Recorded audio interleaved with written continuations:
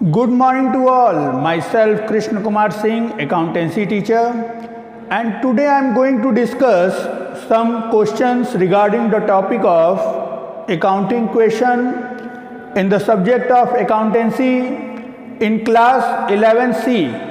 So the question is, prepare accounting question from the following information. इस information के help से हमको accounting information बनाने हैं. Point number 1, started business with cash 75,000 and goods 25,000.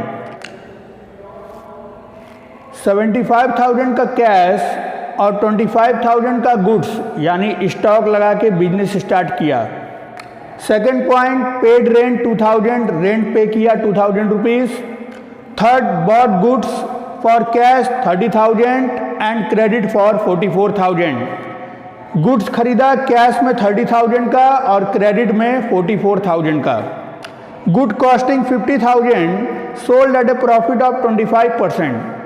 50,000 cost का goods 25% profit पे sale किया गया है.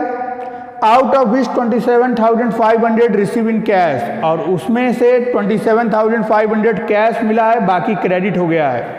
तो 50,000 का 25% होता है 12,500, यानी टोटल 62,500 में हमने सामान को सेल किया है. 27,500 कैश हो गया, बाकी क्रेडिट हो गया, बाकी डेप्टर्स में चला जाएगा. Purchase motorcycle for personal use. Personal use means drawing 20,000 rupees का है. So now I am going to give the solution of that question. This is the solution of that question. Serial number 1 is started business with cash 75,000 and goods 25,000. जो भी business में चीज़ें लगाते हैं, चाहे वो कैश हो चाहे गुड्स हो, वो सब कैपिटल होता है.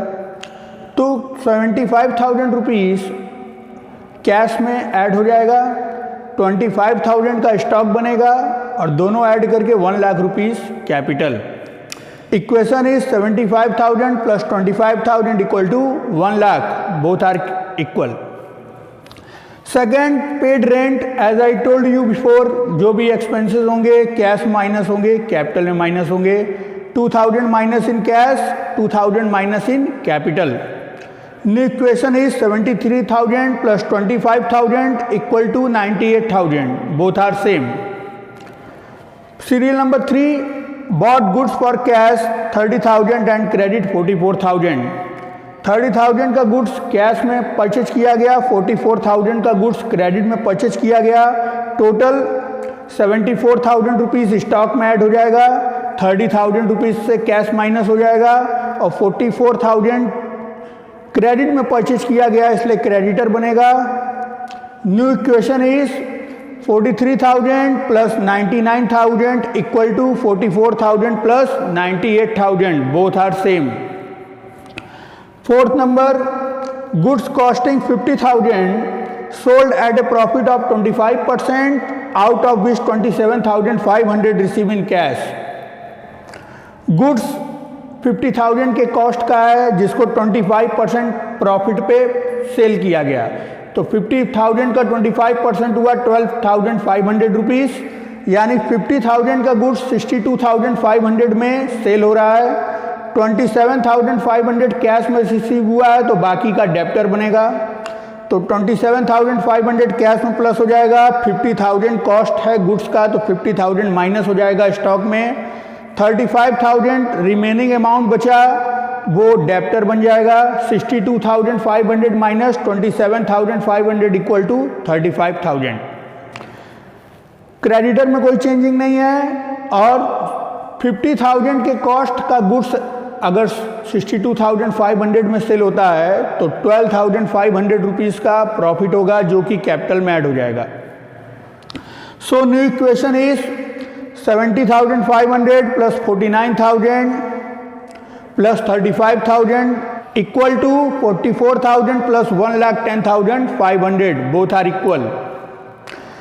Next and last transaction is purchased motorcycle for personal use 20,000. 20,000 का मोटरसाइकिल पर्सनल यूज़ के लिए परचेज किया गया, यानी ड्राइंग्स है. ड्राइंग हमारा कैश माइनस होगा और कैपिटल में माइनस होगा। आगे कोई ट्रांजेक्शन नहीं है क्वेश्चन में, तो final equation is 50,500 rupees cash, 49,000 rupees stock, 35,000 rupees debtor equal to 44,000 rupees creditor and 90,500 rupees capital. Both are equal. Now the time for second question. So the question is, prepare accounting question from the following information and also prepare a balance sheet. Accounting information बनाना है और इन items का balance sheet बनाना है। First, Raghu started business with cash 1,50,000। Raghu ने business start किया 1,50,000 cash लगा के। Bot goods for cash 80,000 and credit for 40,000। Goods को ख़रीदा गया 80,000 कैश और 40,000 credit. Goods costing 75,000 sold at a profit of 33 carry 1/3%। 75,000 costing के गुड्स को 33 कैरी 1/3% प्रॉफिट ऐड करके सेल किया गया। Half the payment receive in cash, half payment cash में रिसीव हुआ और हाफ अमाउंट का डेप्टर बनेगा। Good costing 10,000 sold for 12,000 on credit. 10,000 cost का गुड्स 12,000 क्रेडिट में सेल किया गया। Paid rent 2,000 and salary 4,000। Rent पे किया गया 2,000 और salary 4,000 rupees. Goods costing 20,000 sold for 18,500 for cash. 20,000 costing के गुड्स को 18,500 कैश में सेल किया गया, यानी 1,500 रुपीज़ का डिफरेंस अमाउंट लॉस होगा जो कैपिटल में माइनस होगा।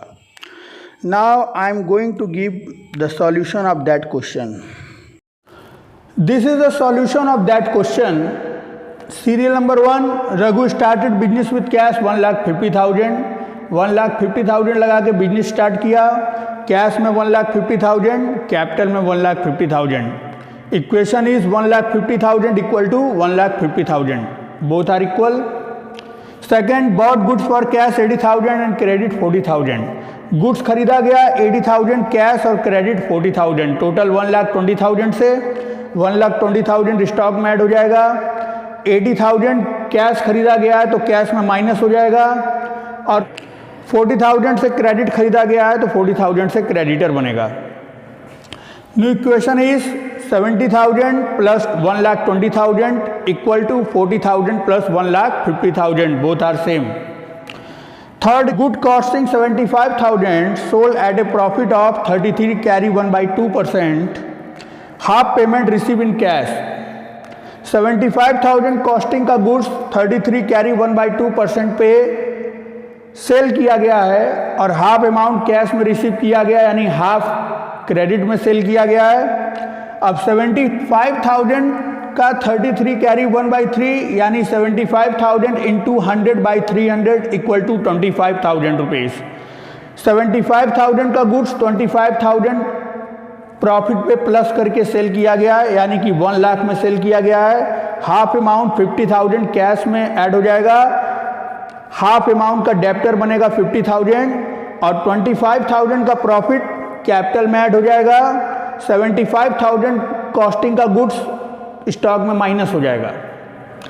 New equation is 1,20,000 plus 45,000 plus 50,000 equal to 40,000 plus 1,75,000, both are same.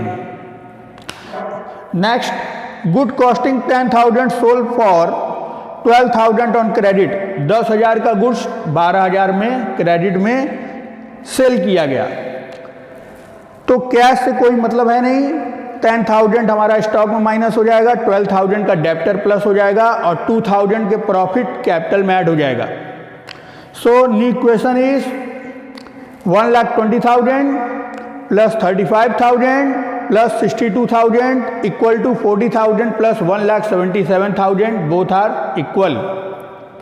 Next, paid rent 2,000, salary 4,000, total 6,000 rupees का एक्सपेंस है। कैश में माइनस हो गया, कैपिटल में माइनस हो गया। New equation is 1,14,000 plus 35,000 plus 62,000 equal to 40,000 plus 1,71,000, both are equal.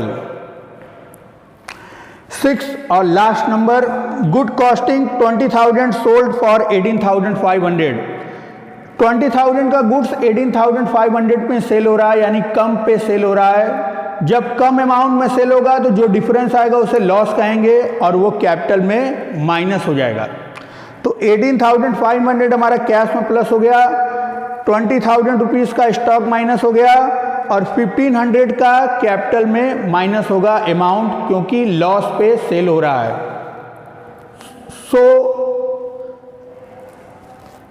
आगे कोई ट्रांजेक्शन्स नहीं है। So the final equation is 1,32,500 cash, 15,000 stock, 62,000 debtors equal to 40,000 creditors, 1,69,500 capital. Both are equal. So today I have discussed the questions regarding accounting equation. So the time for balance sheet of Raghu. Raghu के balance sheet में हमको सारे items को record करने हैं, liability और asset से related. Creditor liability में 40,000 rupees, capital 1,69,500 rupees. Asset side में cash 1,32,500, debtor 62,000, stock 15,000 rupees. Total liability side 2,09,500 equal to asset side 2,09,500 rupees. Now I have prepared the question of accounting equation along with the balance sheet. Okay, thank you to all. Thank you very much.